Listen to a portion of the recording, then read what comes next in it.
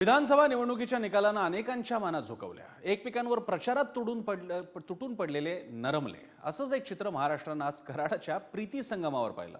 दोन दादा एकमेकांसमोर आले आणि पुढे काय घडलं जेव्हा अजित दादा आणि रोहित पवार एकमेकांसमोर येतात, पाहूयात या स्पेशल प्रसंगावरचा स्पेशल रिपोर्ट.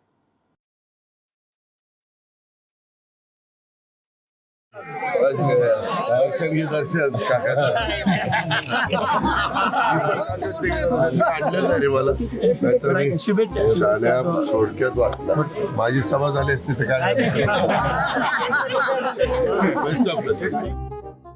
मोडेन पण वाकणार नाही हा मराठी बाण आहे. प्रतिस्पर्ध्यासमोर न वाकता मोडेपर्यंत लढत राहणं ही त्यातली शिकवण. मोडेन पण वाकणार नाही, मोडेन पण वाकणार नाही. पण आत्याबाई सुप्रिया सुळे जे सांगतायत त्याच्या विपरीत कृती रोहित पवारांनी केली आहे.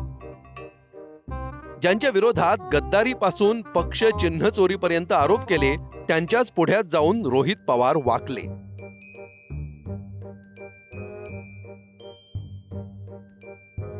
आता वाकले तर वाकले, दादांनी आशीर्वाद द्यावा तर दादांनी एक टोमणा मारला.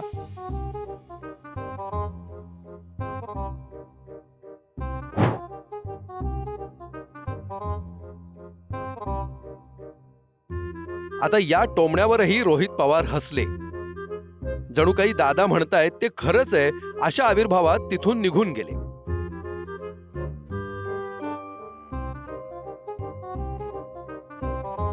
तिथून गेल्यावर रोहित पवारांनी राजकारणातल्या संस्कृतीवर थोडंसं ज्ञानही दिलं.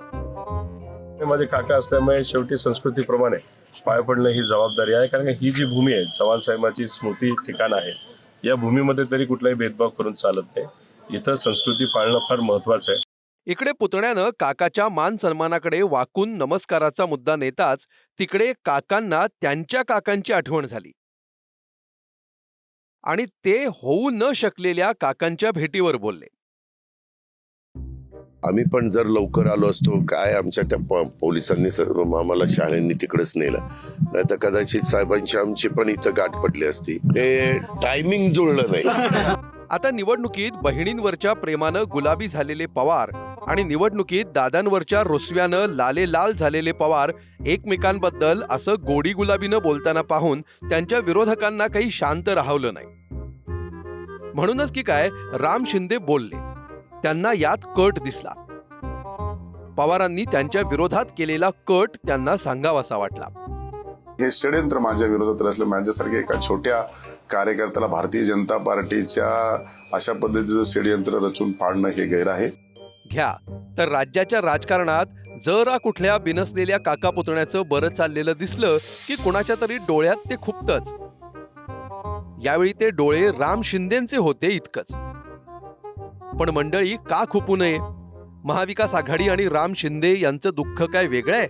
उलट महाविकास आघाडीसारखं ईव्हीएमला दोष देण्याचं स्वातंत्र्यही राम शिंदेकडे नाही, कारण ते तर भाजपात आहेत. गुरुप्रसाद जाधवसह ब्युरो रिपोर्ट, पुढारी न्यूज.